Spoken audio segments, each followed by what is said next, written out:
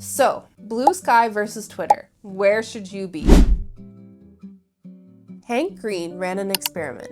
He posted the same content on Twitter, Threads, and Bluesky, same posts, same timing, and when he tested coupon codes to see which platform actually drove sales, Bluesky beat Twitter by 3 times, and it beat Threads by 10 times. 10 times more sales from a platform with a fraction of the users. That one data point completely changed how I think about how creators should be spending their time. Because here's what's actually happening. Twitter has 500 million users. Bluesky has about 25 million. On paper, Twitter wins. It's not even close. But creators are discovering something weird. Their posts with links, dead on Twitter. Their calls to action, buried. Their attempts at actually turning followers into customers, suppressed. And on Bluesky, people are clicking. People are buying. People are actually leaving the app to read your article, sign up for your newsletter, buy your product. In this video, I'm going to break down exactly why this is happening, show you what actually works on each platform, and give you framework for deciding where to spend your time, or why you might want to consider using both. I built a scheduling tool called Schedulala that helps you post to both platforms from one dashboard. Links in the description. But watch this first, because the strategy matters more than the tool. Let's get into it. Okay, I need to explain something that most comparison videos skip over, because this is the thing that actually matters. If you're trying to build something, a business, a brand, an audience you can actually use, Twitter and Threads are suppressing links. Not a little bit, dramatically. Hank Green tested this. He posted about a comedy show he was doing with a link to buy tickets. On Twitter, 137 likes. On Threads, 64 likes. On Bluesky, 718 likes. Same post, same creator, same audience interest. But Twitter and Threads decided this has a link. People will leave our app, we can't show ads if they leave. So they buried it. Justin Jackson, a guy with 40,000 Twitter followers, tested the same thing. He compared a post with a link on both platforms. On Twitter, with 40K followers, crickets. On Bluesky, with 3,700 followers, more replies, more engagement, more clicks. Think about what that means. If you're building an audience so you can eventually send them somewhere, your newsletter, your product, your course, your website, you're building on a platform that actively works against that goal. And here's the part that made me angry when I realized it. Hank tested posting the same tweet twice. One version mentioned Bluesky by name, the other said places that aren't X. The one that mentioned Bluesky, 600 likes. The one that didn't, 8,000 likes. The algorithm is literally suppressing the name of a competitor. That's not a platform that's trying to help you. That's a platform that's trying to control you. So what's Bluesky actually doing differently? Number 1, the CEO of Bluesky, Jay Grabber, has been crystal clear. They love links. They're not going to suppress them. They want people sharing interesting articles, projects, and products. This isn't just talk. Creators are seeing it in their numbers. Publications are seeing it. News sites are reporting that Bluesky sends more traffic than Twitter despite being 20 times smaller. Number 2, you choose your algorithm. On Twitter, you get the For You feed, whether you want to or not. It's optimized to keep you scrolling, keep you angry, keep you on the platform. You can switch to chronological, but the app keeps pushing you back. On Bluesky, the default is chronological. Post from people you follow in order. But here's where it gets interesting. You can create custom feeds, subscribe to feeds other people built.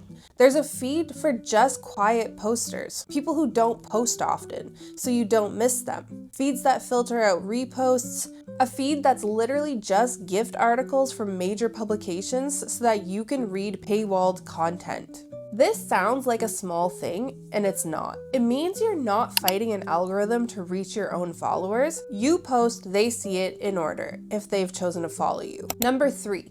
The developer ecosystem is alive again. Remember when Twitter had amazing third-party apps? Analytic tools, custom clients, interesting experiments. Twitter killed all of that with API restrictions and pricing. On Bluesky, because it's built on an open protocol, developers can build whatever they want. There's already analytics apps, a tweet deck clone, digest apps that show you the best links from your network each day. It feels like 2012 Twitter before it got ruined.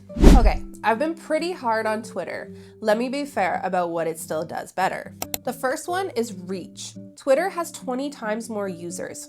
If you're trying to go viral, if you're breaking news, or if you need to reach mainstream audiences, Twitter still has the bigger pond. The second one is monetization. Twitter has creator payouts, subscriptions, tips, and Bluesky has nothing yet. If you need to make money directly from a platform right now, Twitter is your only option. The third one is features. DMs are better, search is better, polls exist, video is more mature, and Twitter's had 18 years to build this stuff. And honestly, your audience might just be on Twitter.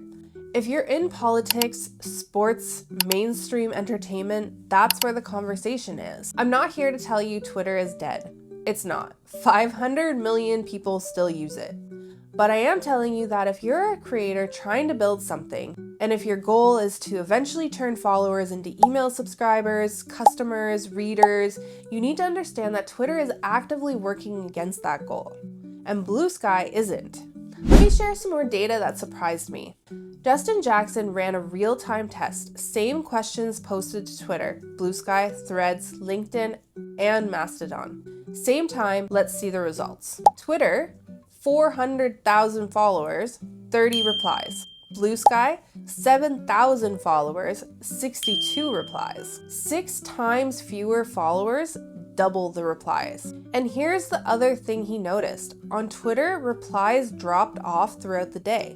The algorithm showed it, people engaged, then it disappeared.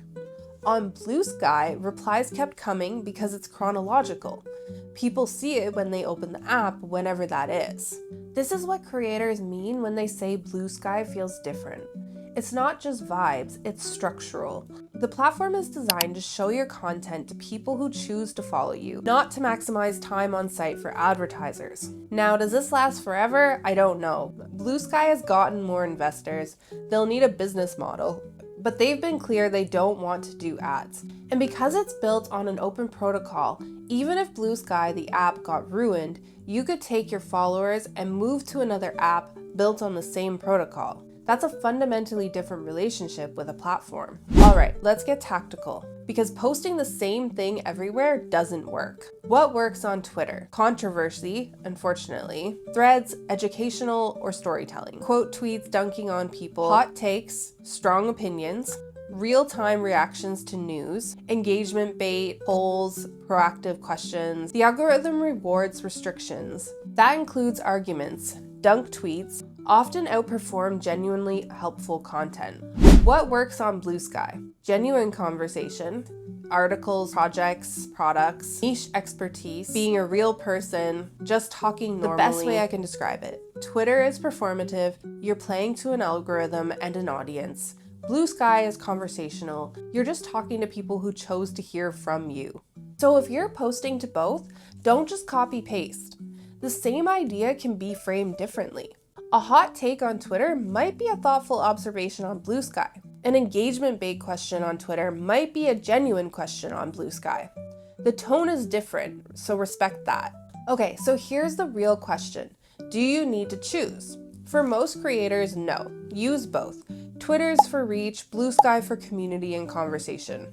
But here's the problem. Managing multiple platforms manually is a time sink. Different apps, different interfaces, remembering to post each one, different optimal times. This is exactly why I built Schedulala. Let me show you how this works. Here's the dashboard. I've got Twitter and Bluesky connected, plus Instagram, LinkedIn, TikTok, YouTube, and a few others. When I create a post, write it once, select both platforms, adjust the tone slightly for each if I want, schedule them for optimal times on each platform. One piece of content, 2 platforms. Adapt it for each and scheduled in about 30 seconds. The real power isn't the tool, it's the system. You batch your content, you schedule it, you let it run, and then you actually go live your life instead of being chained to posting every day. So, Bluesky versus Twitter. Where should you be? Use Twitter if you need maximum reach today, your audience is mainstream, you're in news, politics, sports, entertainment, you want platform monetization, comfortable with the algorithm game, and use Bluesky if you want to actually convert followers into action. Your audience is tech savvy, creative, or niche. You want more control over your experience. You're tired of the manipulation, or you're building for long term. And use both if you want reach and conversion. You can maintain consistent posting, like using a scheduler like Schedulala, and you're smart enough not to put all your eggs in one basket. Here's what I'm doing. Twitter for reach, Bluesky for community and conversion. Same core ideas, adapted for each culture. The data is clear. Bluesky converts better.